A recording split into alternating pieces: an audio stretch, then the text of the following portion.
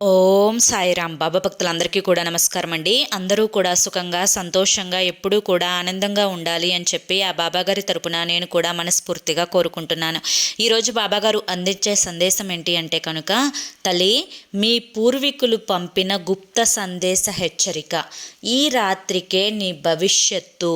ఈ రహస్యం చూడకపోతే దరిద్రమే అని చెప్పి ఏదో తెలియని ఒక రహస్యకరమైనటువంటి సందేశంతో మన ముందుకు వచ్చారు బాబాగారు. అది వినే ముందు చాలామంది కూడా చెప్పుకోలేనటువంటి సమస్యలతోటి సతమతమైపోతూ వాటిని ఎలా తీర్చుకోవాలో తెలియక ఇబ్బంది పడిపోతూ ఉంటున్నారు.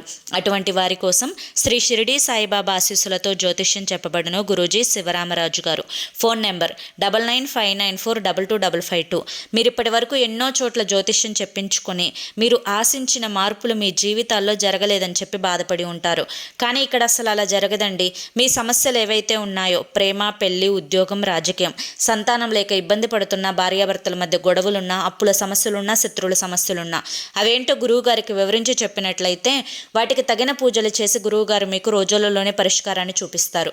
గురువుగారు చెప్పింది చెప్పినట్లు 100కు 1000% జరుగుతుంది. నమ్మకంతో స్క్రీన్ మీద కనిపిస్తున్నటువంటి నెంబర్కి కాంటాక్ట్ అవ్వండి. భార్యాభర్తల మధ్య వశీకరణ, స్త్రీ మరియు పురుషుల మధ్య వశీకరణ 100% జరపబడును.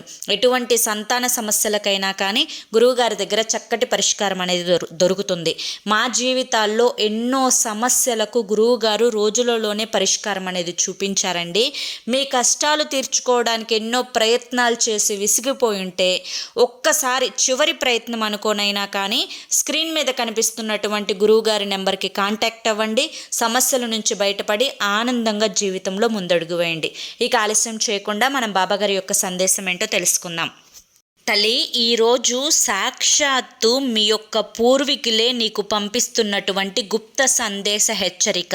జాగ్రత్తగా విను. ప్రతి మాట కూడా నీకు వారు ఏదైతే వినిపించాలి అని చెప్పి అనుకుంటున్నారో అది నీ కోసం మాత్రమే పంపించినటువంటి సందేశం. కాబట్టి ఒక్కసారి నువ్వు కళ్ళు తెరుచుకొని చూడు.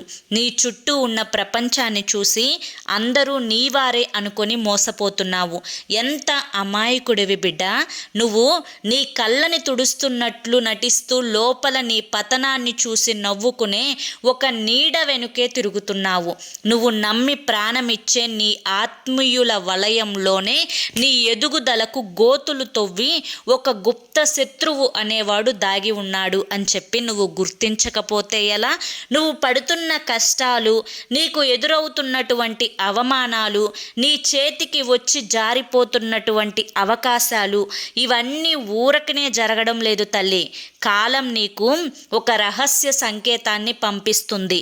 నేను ఈరోజు నీ ముందుకు వచ్చి ఈ యొక్క సంకేతాన్ని పంపిస్తున్నాను అంటే కనుక ఈరోజు రాత్రి నీ జీవితంలో ఒక ఊహించని ఒక మహా అద్భుతం అనేది జరగబోతోంది. ఈ మాటలను మధ్యలోనే వదిలేసి వెళ్ళిపోయావా? నీ జీవితంలో ఎప్పటికీ తెలుసుకోలేనటువంటి ఒక నిజాన్ని కోల్పోతావు. నువ్వు నా ఆగ్రహానికి గురి కావాల్సి వస్తుంది. ఇక్కడ నువ్వు ఖచ్చితంగా తెలుసుకోవలసినటువంటి సందేశంతో నేను నీ ముందుకు వచ్చాను.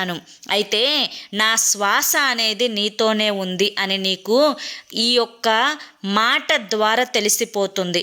ఒక్కసారి నువ్వు నమ్మిన దైవాన్ని మనస్ఫూర్తిగా ఇక్కడ ఒక్కసారి తలుచుకో. ఆ భగవంతుడు నిన్ను ఎన్ని కష్టాల నుంచి ఎలా కాపాడుతున్నాడో, ఏదైతే సమస్యలు వచ్చిన ప్రతిసారి నీకు గుండె ధైర్యాన్ని ఇస్తున్నారో, ఇవన్నీ కూడా నీకు భగవంతుడు దగ్గరుండి చేస్తున్నాడు అని చెప్పి అనుకుంటున్నావు. కానీ ఆ భగవంతుడు చేస్తున్న మాట వాస్తవమే అయినప్పటికీ కూడాను నేను కూడా ఎప్పటికప్పుడు నిన్ను కష్టాల బారిన పడకుండా నిన్ను రక్షిస్తూనే ఉంటున్నాను. అయితే నీ స్నేహితుల్లోనో, నీ కుటుంబంలోనో, నీ దైనందిన జీవితంలోనో ఒక భాగమైపోయి కలిసి ఉన్నాడు. నువ్వు కనిపెట్టలేనంతగా ఒక వ్యక్తి నీ వెనుకే ఉండి వెన్నుపోటు పొడుస్తున్నాడు.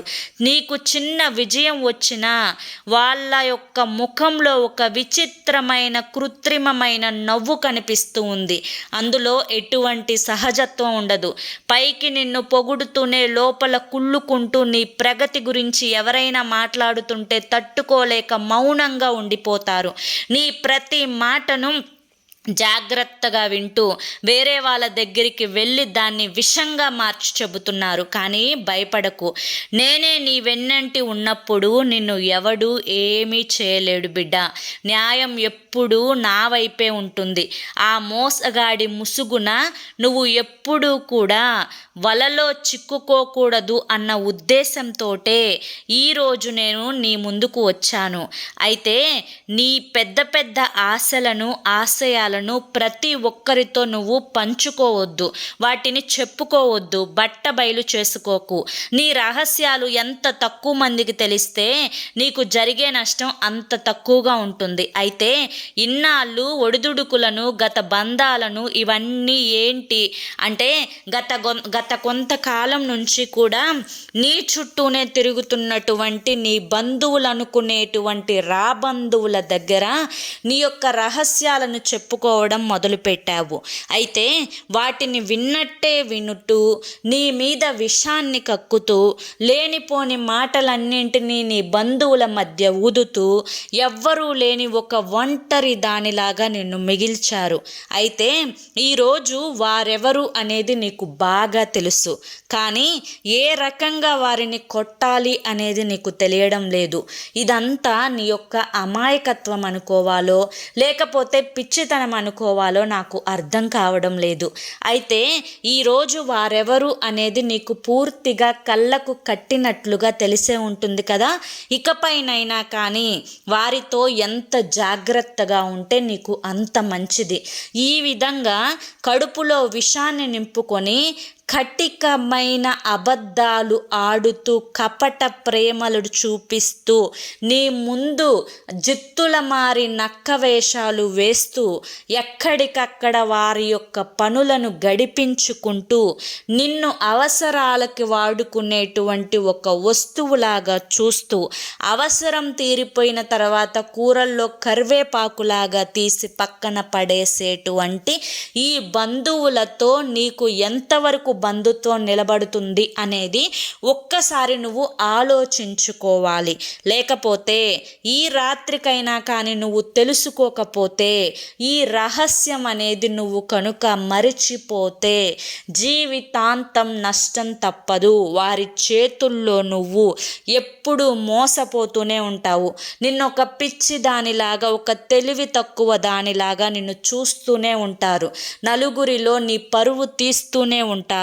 నిన్ను ఒంటరిగా నిలబెడుతూనే ఉంటారు. కాబట్టి నువ్వే వారిని వదిలిపెట్టి నీ జీవితంలో వారు లేకుండా ప్రయాణించడం మొదలుపెట్టు అని చెప్పి మీ యొక్క పూర్వీకులు మీకు ఈ యొక్క సందేశాన్ని పంపించారు అని చెప్పి బాబాగారు మనకు చెప్తున్నారండి.